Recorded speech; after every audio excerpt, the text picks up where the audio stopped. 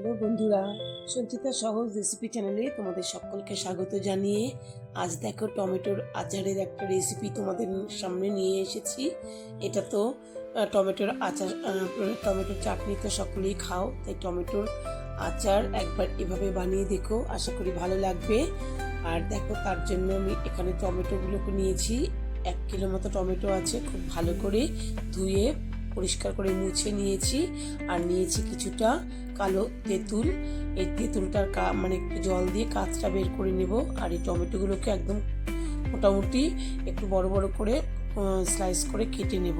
নিয়ে এবার আমি গ্যাসে একটা প্যান বসিয়ে দিয়ে এর মধ্যে আমি এই টমেটোগুলোকে এই অবস্থায় দিয়ে দেব। দিয়ে একটু নাড়াচাড়া করব। নাড়াচাড়া করে এর মধ্যে একটু নুন দিয়ে দেব, যাতে তাড়াতাড়ি টমেটোটা সেদ্ধ হয়ে যায়, নরম হয়ে যায়। কিছুক্ষণ নাড়াচাড়া, মোটামুটি 5 মিনিট মতন আমি নাড়াচাড়া করব। নাড়াচাড়া করে আমি টমেটোটাকে নরম করে নেব। আর এই নুন দিয়ে একটু নাড়াচাড়া করে নিয়ে আমি যে তেঁতুলটাকে আমি একটু জল দিয়ে চটকে কাঁচ বের করে রেখেছিলাম, সেটাকে এর মধ্যে মিশিয়ে দেব। এই যে তেঁতুলের কাঁচটা বের করে রেখেছি, এটা মিশিয়ে দিয়ে একসঙ্গে আমি টমেটোটার সঙ্গে খুব ভালো করে নাড়িয়ে চাড়িয়ে 5 মিনিট মতন রান্না করে নেব। মোটামুটি টমেটোটা নরম হয়ে যাবে, সেই অবস্থায় একদম আমি নামিয়ে নেব। দেখতে পাচ্ছ একদম নরম হয়ে গিয়ে টমেটোটা গলে গেছে, একদম জলটাও শুকিয়ে এসেছে। এই অবস্থায় নামিয়ে আমি এটাকে ঠান্ডা করে নেব। বন্ধুরা, এরপরে আমি এখানে একটু কাশ্মীরি লঙ্কার গুঁড়ো আর হলুদ এটা মিশিয়ে দিয়েছিলাম, যাতে একটু কালারটা খুব ভালো আসে।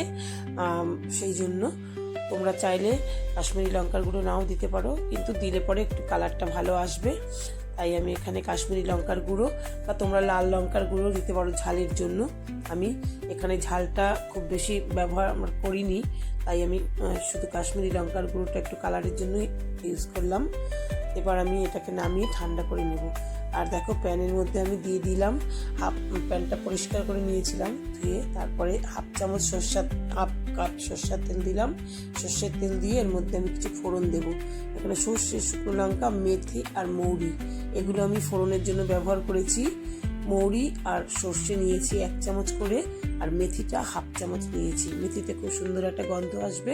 আর নিয়েছি শুকনো লঙ্কা দুটোকে ছিঁড়ে। এবার এটাকে একটুখানি সুগন্ধ আসা পর্যন্ত কিছুটা ভেজে নেব কিছুক্ষণ। কিন্তু আঁচটা কিন্তু, ফ্লেমটা কিন্তু লোতে রাখবে, নইলে এটা পুড়ে যাবে। এবার দিলাম একটু হিং, 1 চামচে 4 ভাগের 1 ভাগ মতন হিং আমি এখানে দিয়ে দিলাম। হিংটা দিলে খুব সুন্দর একটা গন্ধ আসে, তাই হিংটা দিয়ে নাড়াচাড়া করে কালারটা একটু চেঞ্জ করে নেব।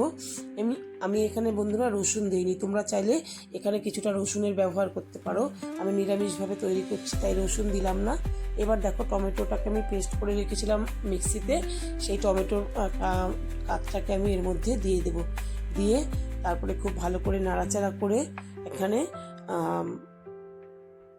একদম জলটা যেহেতু একটু নরম রয়েছে, এই নরম ভাবটা যাতে একদম টেনে যায়, সেই জন্য খুব ভালো করে নাড়াচাড়া করে নেব। বন্ধুরা, এইবার এখানে আমি 1 বাটি চিনি দিয়ে দিলাম। চিনি দিয়ে নাড়াচাড়া করে মিশিয়ে নেব। তোমরা চাইলে এখানে গুড়ের ব্যবহারও করতে পারো।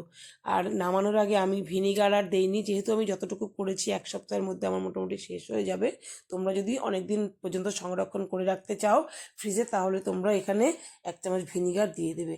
আর দিয়ে দিলাম একটু বিট নুন চটপটা হবার জন্য। এই বিট নুনটা কিন্তু অবশ্যই দেবে। আশা করি তোমাদের ভালো লেগেছে এই রেসিপিটা, এভাবে তোমরা বানিয়ে দেখো। আর যদি সাবস্ক্রাইব করা না থাকে নতুন বন্ধুরা, তাহলে কিন্তু সাবস্ক্রাইব করে আমার পাশে থেকো। অনেক ধন্যবাদ তোমাদেরকে আমার এই রেসিপি দেখার জন্য।